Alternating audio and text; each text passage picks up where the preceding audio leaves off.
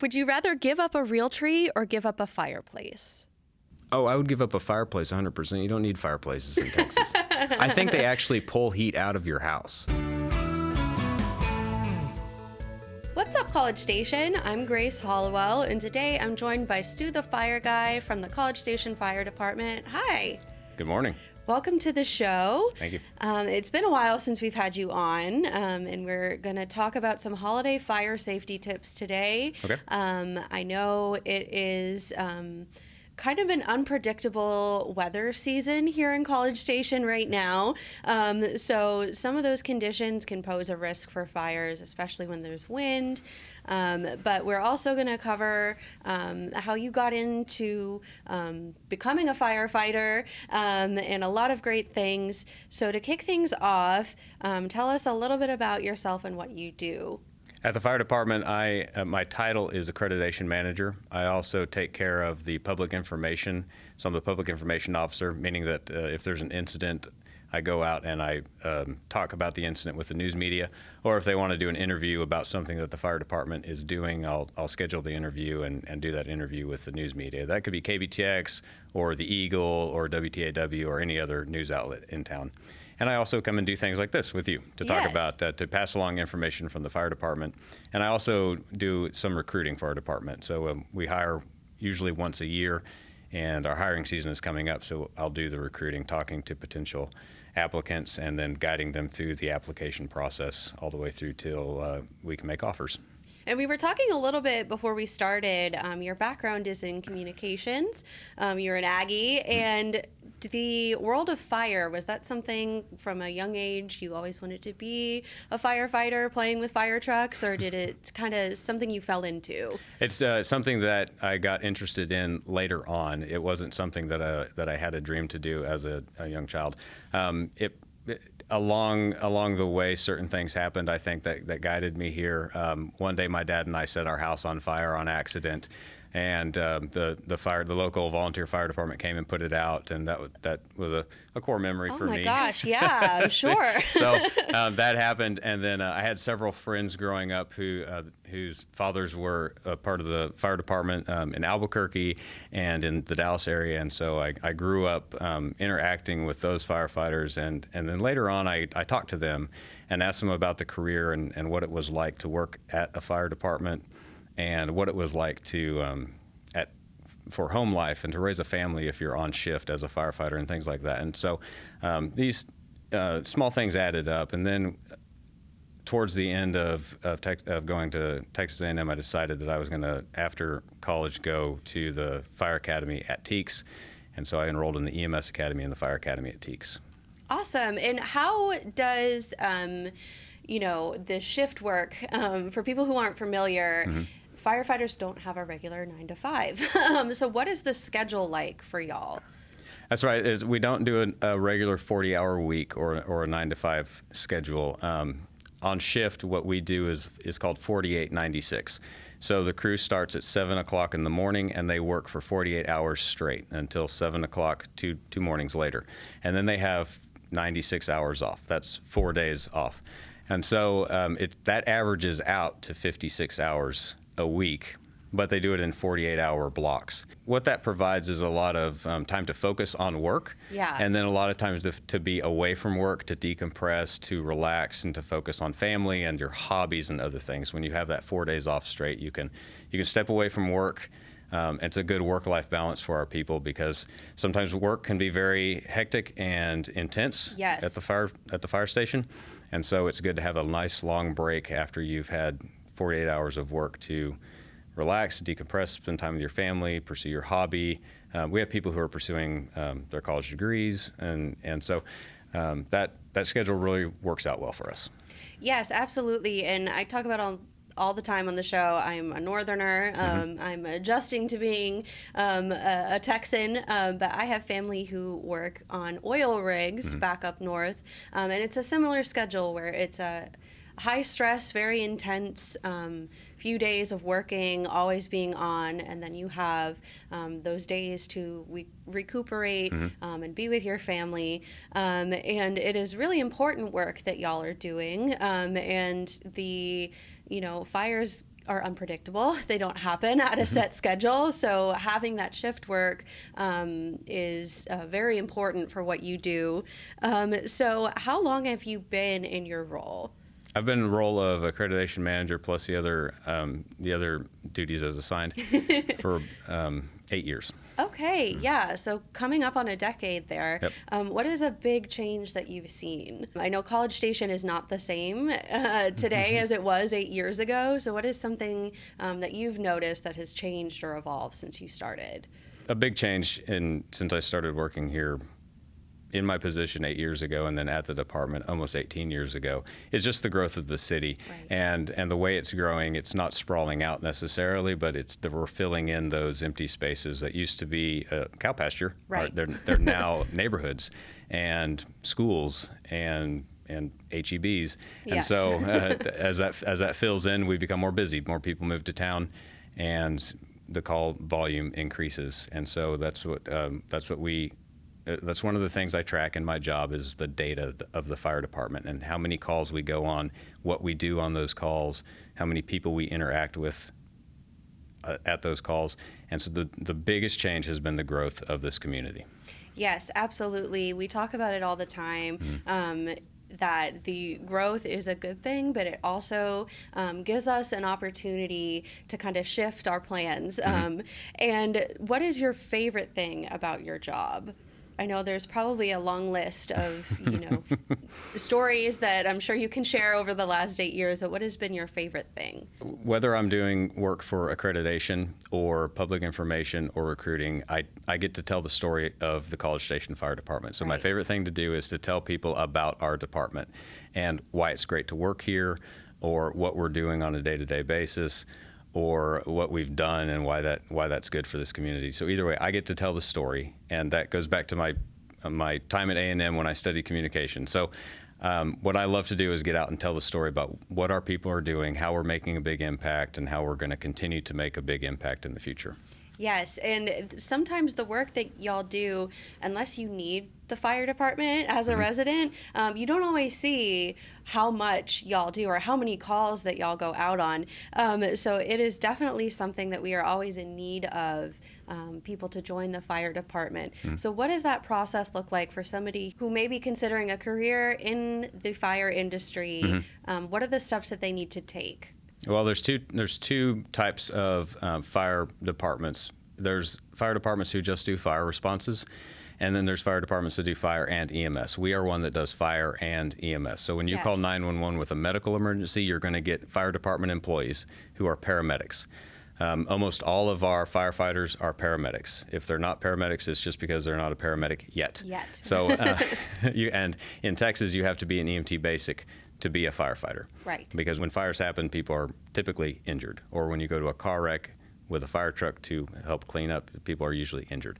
So in our department, what it looks like is you can apply without certifications, but it's a little more competitive to get in.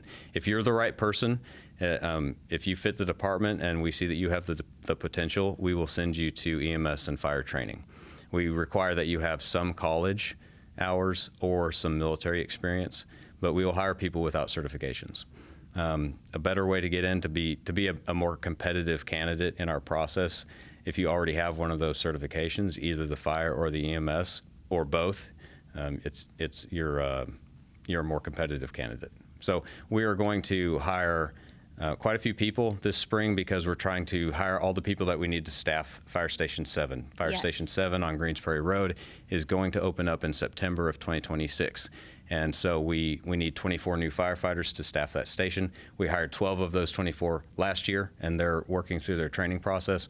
We're going to hire the next 12 this year, plus some more people to fill vacancies that we've had from retirements and things like that. So we're going to hire a big group of people and get them all trained up. So when that fire station opens up in September, we have the 24 people that we need to work at that station. And of course, we're not going to put all the 24 new people at that station. We're going to scatter the new people around town at different stations and put a cohesive crew together for Fire Station 7, so that there's people there with experience who know the ropes, and then a few new people mixed in with them.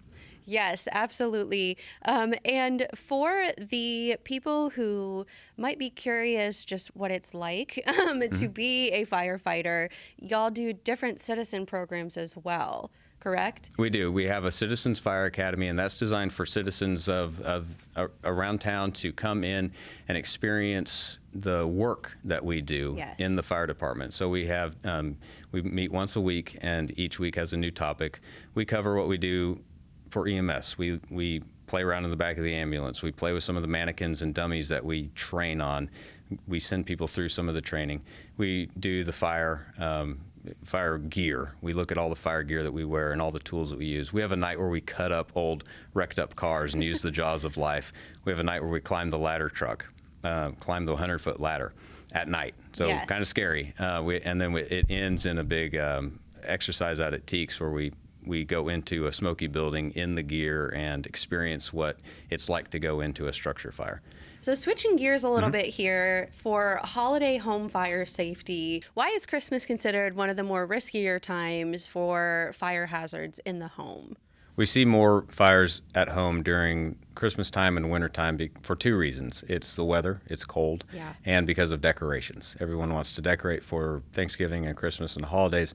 And so with the weather, people are going to be using space heaters, or they're going to be lighting their fireplace, or Yeah. they're going to be using outdoor patio heaters, some method of staying warm, even electric blankets. So with a space heater, you want to make sure that you're not using it close to something that can catch on fire. That's Right. going to be the curtains, your bedding, a piece of furniture, Fuzzy blankets. fuzzy blankets, the pile of laundry that you haven't folded yet, whatever it is that can catch on fire. You want to keep about 3 feet between things that can catch on fire and your space heater. And you also don't want to be using a space heater in a room that you're not in. So when you leave the room, especially when you leave the house, turn the space heaters off. They don't need to be running when you're not there. They just need to be for warming the room that you're in when you're in the room. And then if you don't have a modern space heater, it's time to upgrade. Modern space Yes. heaters have a kill switch on the bottom. So if Felix, the kitten, knocks over your space heater in the middle of the night, it doesn't keep running. If the space heater gets knocked over, it shuts off. And that's a safety feature on modern space heaters. So if you don't have that switch on the bottom of your space heater, you know you have it, because if you pick it up, it cuts off. If you don't have that, it's time to get rid of that space heater. Go to Walmart, go to Target, shop Get on a new Amazon, one. get yourself a new space heater that has that modern cutoff switch. Another thing that people do is they don't put screens over their fireplace. They put some wet wood in there. Sparks pop out. They burn up the carpet, catch a rug on fire. That's also a danger for little kids that are in the house. The kids want to. They're curious, they want to play, they want to explore, they want to know about fire, and so they're going to reach into that fire. Yeah. They could get burned. I tell people, let your kids play with fire. Just let them play with it while you're there supervising them, show them how it works, show them that it's dangerous, let them be near it, and then remove the curiosity from them. Let them know that it's only something that they can do with mom or dad. And the same thing with fire pits outside. If you're going Right. to light a fire pit, since the burn ban is off now, you're going to Yes. do a fire pit, include the kids in how you build a fire and how you safely manage a fire and how you put the fire out, whether that's indoor fire or outdoor fire, to stay warm or to cook.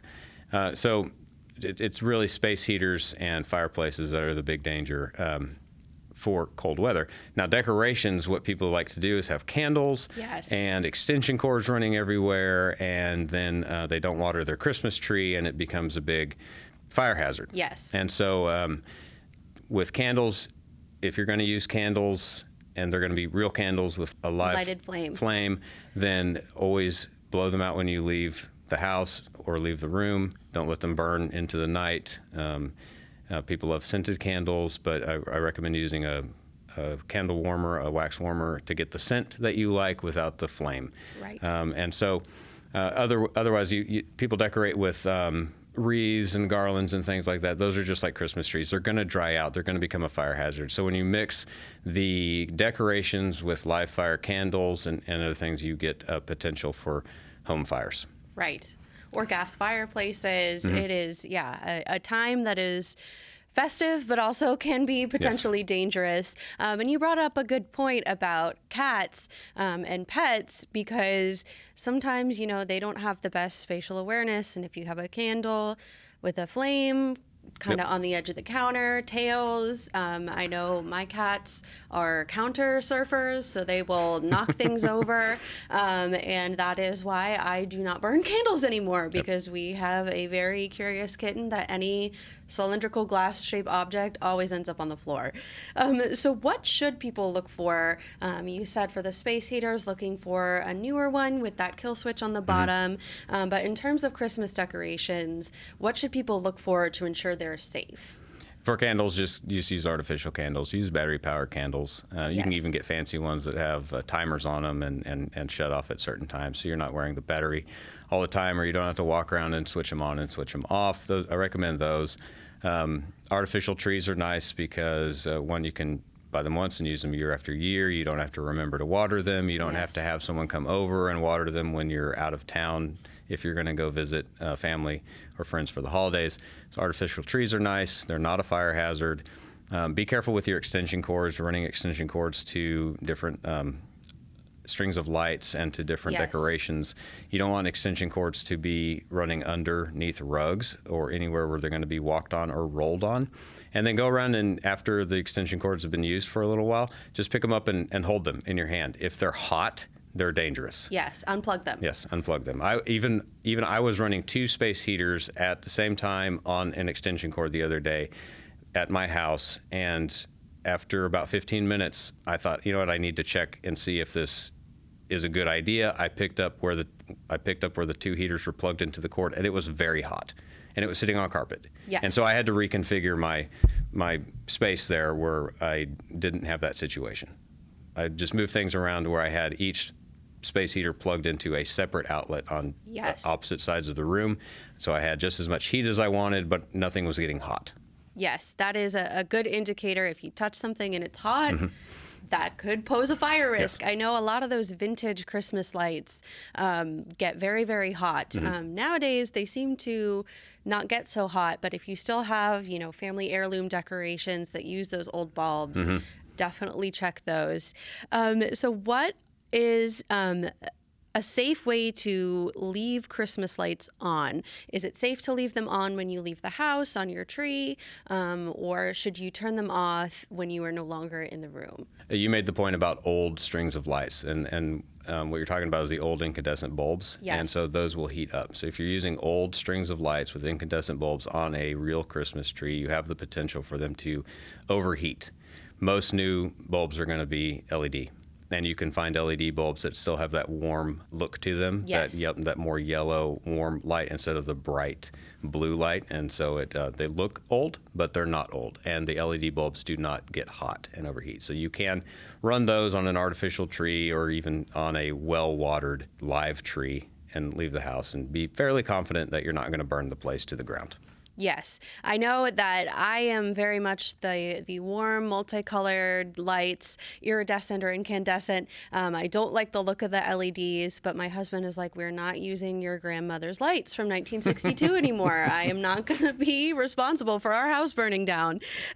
So what is the best way to use extension cords safely with the decorations? I know you mentioned your experience with plugging 2 things into one cord. How is the best way to safely use multiple extension cords? Use newer extension cords. Always check them for fraying and damage. If you're going to use them outside to run lights to a tree or around your house, you want to make sure that they're grounded, that they have 3 prongs, that they're designed for outdoor use. Anything with 2 prongs is not going to perform well outside. So use the appropriate extension cord for the application. Always check it for damage, and don't overload the outlet. You can use a surge protector or a power strip. That's a safeguard against overloading your outlet, but don't overload your outlet. Yes, that is very, very important. And you mentioned that the artificial trees can be a little bit of a safer option. So with a real tree, what is the number one way to make sure it is safe? Keep the real tree watered. and make sure, and it'll eventually dry out even with regular watering. So once the holiday season is over, whether you wait until the day after Christmas or maybe you wait until the Epiphany, you have to get the tree out of the house at the end of the holiday season. Don't let it sit there and dry up. Put it on your curb, and the City of College Station will come collect it. Yes, during your Balk and Brush Day, check the College Station curbside app. We will take your Christmas trees. So how quickly can a dry Christmas tree catch fire? I know we have some videos on our YouTube channel of how quickly a messy dorm room can catch fire that is not decorated for Christmas. So how quickly can like a messy room with a dry Christmas tree catch fire? A dry tree will be completely engulfed in flames within seconds. It is, and it creates an enormous amount of heat, enough heat to catch things nearby on fire. So all your furniture these days is synthetic. Right. If it's not synthetic on the outside, it's synthetic on the inside. So those materials can catch fire very quick, melt and catch fire very quickly. And so a Christmas tree, just a normal sized Christmas tree that fits in a normal living room, would create enough heat to catch other things in the room on fire within seconds. Yes. That is a good reason to have working smoke detectors in your house, so that if that does happen while you're asleep, you'll be alerted as fast as possible and you can get out safely. Yes, it makes me think of that scene in Christmas Vacation where the cat sets fire to the tree and it's almost instantaneous, but that is not just in the movies. That happens in real life too. It does. So what are some fireplace safety tips that families should keep in mind during the cooler months? Right. So if you're going to use your fireplace for even just for ambiance, just to have a nice fire burning, or if you're going to use it to actually heat your home, you always want to make sure that the chimney is clean. It's been the last time it was cleaned. If you've moved into a new home, or a new to you home, one of the things to take care of when you move in is to clean the chimney. Is to make sure there's not a buildup of soot in there, because that can catch on fire. So have a clean chimney. Always make sure that you understand how the flue works. There's an open and closed position. We learned this during freeze. A lot of people wanted to burn their fireplace, but they didn't know that there was a flue to open. You usually keep it closed because you can lose You can lose your AC in the summer in Texas if you have that open. So most people keep it closed. Well, if you light a fire and your flue is closed, all the smoke has nowhere to go. It's going to bank back out into the living room and create a mess. Yes, that has happened at my family's home. We thought the flue was open, and it was not. And that was a very big mess. Simple way to check is to just grab a flashlight and kind of crawl in there and look. And if you can see up the chimney, it's open. If you can't, there's a handle that you can switch back and forth. You're going to get soot and ash on your hand when you do that, but that's okay. That's something to check. Another big safety item to have for a fireplace is a screen to catch sparks that might pop out and to keep little fingers from poking in. Or little paws. I know little paws, yes. My cats love anywhere where it's warm, and they will lay by the fire. And it is a good thing we have that screen there, because I'm sure they would be in there on top of the logs if they could. Right. What I've seen other people do is they get a collection of battery-powered candles, the bigger, thicker ones, and arrange them in the fireplace. Yes. And turn those on for ambiance, or they arrange a bundle of Christmas lights in there to create a glow instead of a live fire.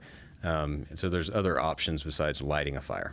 Yes, and there's those different Yule log videos too on YouTube. You can put it on TV. If you got a TV right above your fireplace, then you can just have the Yule log channel on YouTube looping a fire while you open presents and sip your hot chocolate on Christmas morning. Yes, and it'll play some Christmas music for you. Another safety tip for the fireplace is if you do burn logs in your fireplace, and you're going to have ashes and embers afterwards, make sure that you give those a chance to completely go out. If you scoop them into a bucket, make sure that they sit for a long time before you dump those, especially if you're going to dump those into your trash bin. Yes. Those embers can burn for days. Yes. They're insulated in that ash, and embers can burn for days and stay hot for days. And you do not want to be the person who catches your dumpster on fire. Correct. Or who's catches the trash truck on fire because you dumped ashes into your bin right before the trash collection day. Yes, absolutely.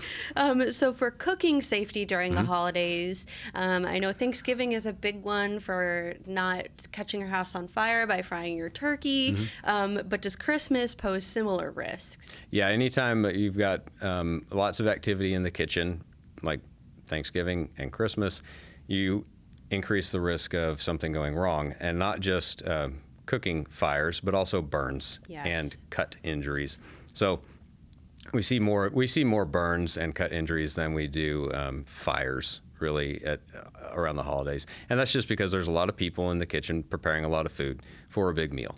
And it gets hectic, and you lose track of time somewhere, and you're hurrying, and so that's when those things happen. Another good rule for the kitchen is to, if you're not actively cooking and preparing the meal, you stay out of the kitchen. Yes. So have a plan for people to be somewhere else, especially the kids and the pets, to be occupied where they're not running through the kitchen and getting in the way of the people who are carrying the hot stuff and carrying the sharp stuff. Yes, absolutely. I know my little kitten, Carmi, he is a very much a stereotype, and he loves lasagna and will be right up on the stove when I'm cooking. So he is banished to our bedroom whenever anybody is cooking anything in our household. So how can parents prevent injuries to their kids and keep them safe around decorations or cords or, like you said, cooking in the kitchen during this holiday season? I think for kids, it's just important to involve them in what you're doing and why you're doing it, to show them how to do it safely. Yes. I'm going to, you just talk out loud about what you're doing and why you're doing it, and you say, I'm using this battery-powered candle because a real candle can be dangerous. Let's go light a real candle and look at it and see how it works, and see this match, it's burning. That could catch fire to something else. And so just for appropriate to their age, teach them about what you're doing and why you're doing it for safety, and involve them in it. If you just say, don't touch that, they don't understand why I shouldn't touch it. And it actually increases their curiosity. And so when you're not looking, they're going to want to go touch it and play with it. Right. So if you involve your kids in lighting a candle or decorating the tree and running out the extension cords to the lights around the house, or if you involve them in the kitchen early on and they're learning age-appropriate things as they go, then you remove the curiosity, and you won't find them playing in the knife drawer. Yes. When you don't want them to, because they already understand that the knives are for cutting potatoes, not for chasing your brother around sister. the living room. Exactly. Yes. So if people come into an emergency during this holiday season, whether they're cooking or something happens with their tree or their decorations, what do they need to do to contact y'all? Before you contact us, always have a plan. Yes. Okay, so if I'm working in the kitchen and if I cut my finger, I have a plan of what I'm going to do. I'm going to grab a towel and stop the bleeding, right? Yes. Okay, if I burn myself, I know that I'm going to go to the freezer and get an ice cube as fast as possible, because stopping the burning process on skin is the first thing to do, Right. before I do anything else. Or I'm going to, if I burn up a lot of area of my skin, I'm going to run that area under cold water before I call for help. So have a plan.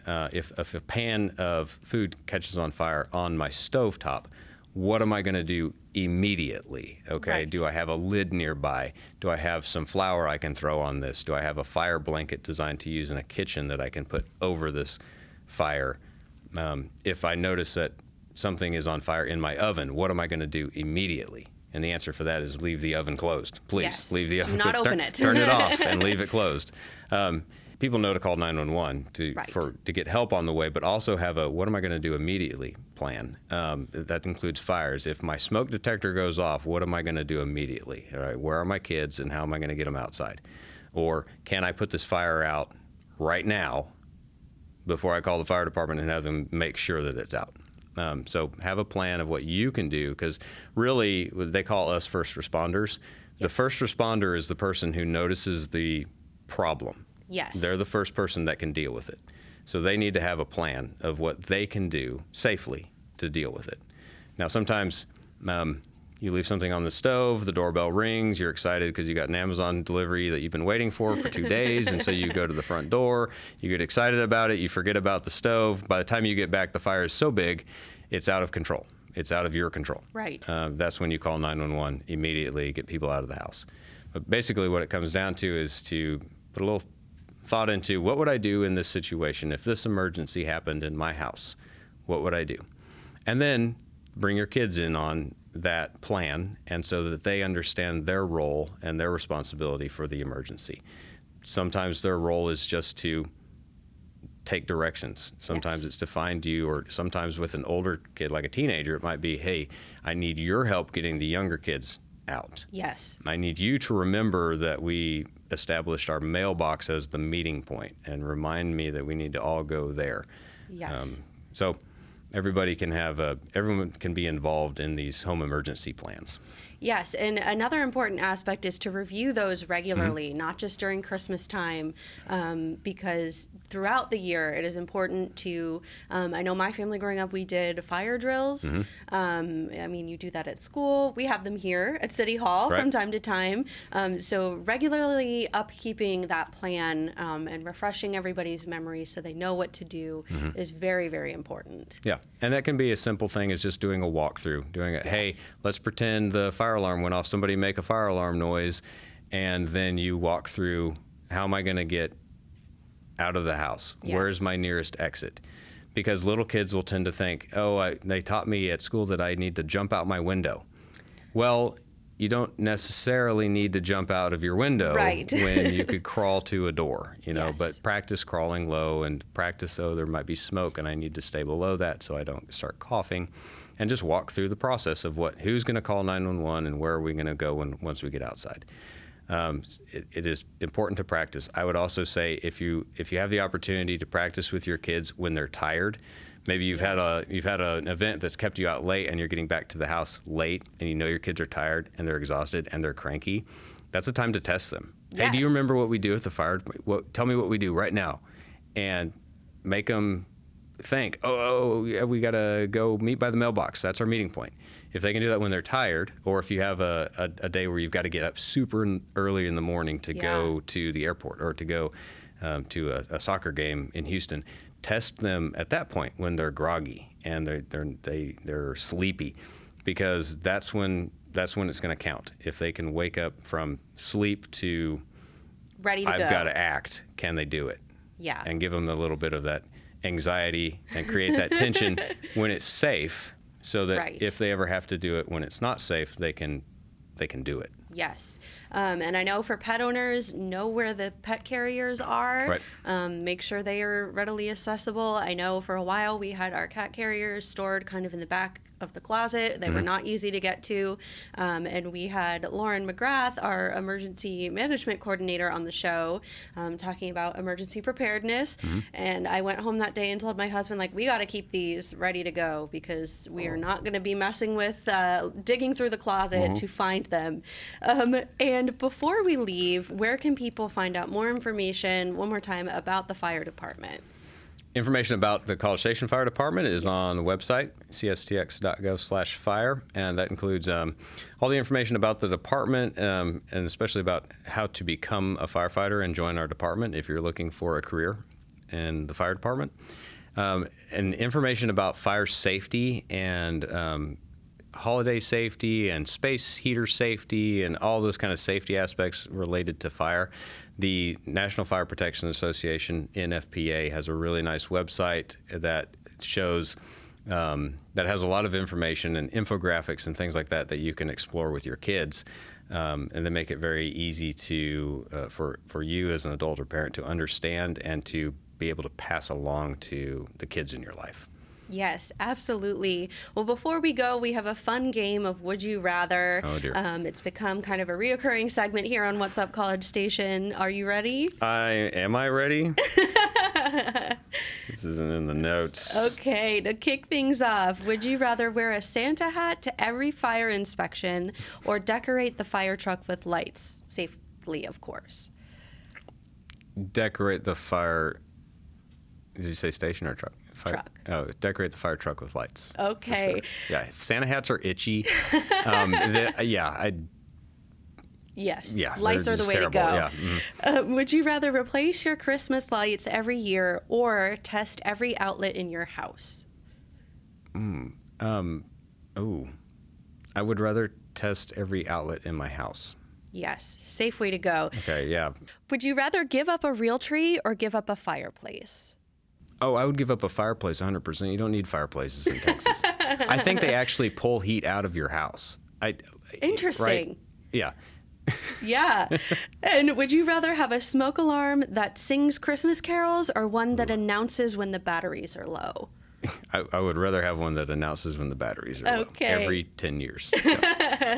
And finally, would you rather water your Christmas tree every day or vacuum up pine needles every night? I will do both. Both. Yeah, absolutely. Good answer. Yeah.